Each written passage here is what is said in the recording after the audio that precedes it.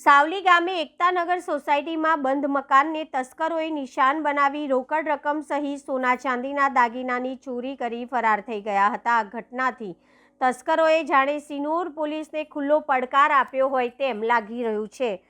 વડોદરા જિલ્લાના સિનોર તાલુકાના સાવલી ગામમાં એકતાનગર સોસાયટીમાં રહેતા ઉસ્માનભાઈ સાબીર ખાન રાઠોડ ઈદની ઉજવણી કરવા માટે માંડવા ગામે ગયા હતા।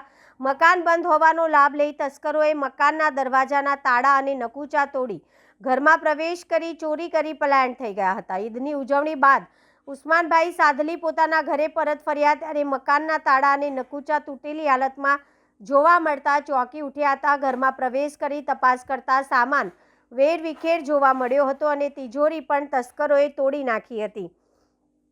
તિજોરીમાંથી આશરે ₹40,000 રોકડા, સોનાની બુટ્ટી, 2 સોનાની વીંટી તેમજ ચાંદીના દાગીના સહિતની ચીજવસ્તુઓ ચોરી થઈ હોવાનું ઘર માલિક દ્વારા જણાવવામાં આવ્યું હતું। સાદલી જેવા વિસ્તારમાં બંધ મકાનમાં તસ્કરો દ્વારા આ રીતે ચોરીની ઘટનાને અંજામ આપવામાં આવતા સ્થાનિકોમાં ભય ફેલાયો છે। ફરી એકવાર તસ્કરો બેફામ બન્યા હોય અને સિનોર પોલીસને ખુલ્લો પડકાર ફેંક્યો હોય એમ લાગી રહ્યું છે। પોલીસ પેટ્રોલિંગમાં પણ પ્રશ્નો ઊભા થયા છે। બનાવની જાણ થતાં સિનોર પોલીસ દ્વારા સ્થળ પર પહોંચી તપાસ હાથ ધરવામાં આવી છે। પોલીસે ચોરીને અંજામ આપનાર તસ્કરોને ઝડપી પાડવા તપાસના ચક્રો ગતિમાન કર્યા છે। મારું નામ લુકમાન સાબીર ખાન રાઠોડ। મેં મારા ઘરે ઈદ કરવા ગયો હતો।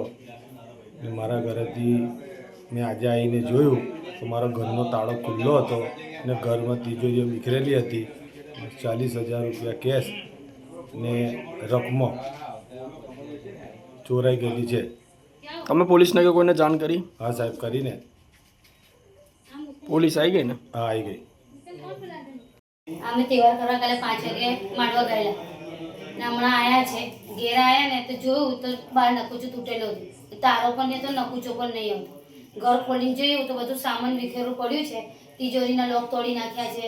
તિજોરીમાં રકમો હતી, ચોકવાઓની સોનાની બુટ્ટી હતી, 2 સોનાની વીંટીઓ હતી, ચાંદીની 2 વીંટીઓ હતી, નાક નીચેવાળ હતી, 40,000 રોકડા હતા, બધું જ જતું રહ્યું છે। અમારું આખું ઘર વિખેરીને આખું કપડાં વપડા રોકડા બધું ફેંકી દીધું છે। પોલીસને જાણ કરી? પોલીસને જાણ કરી છે। પોલીસ તપાસ કરી રહી છે। અમે હમણાં જ આવ્યા છે। પાછળનો દરવાજો પણ આખું ખુલ્લો હતું ને આગળ પણ દરવાજો આખું ખુલ્લું જ હતું। શું તમારું નામ? સેનાજ રાઠોડ।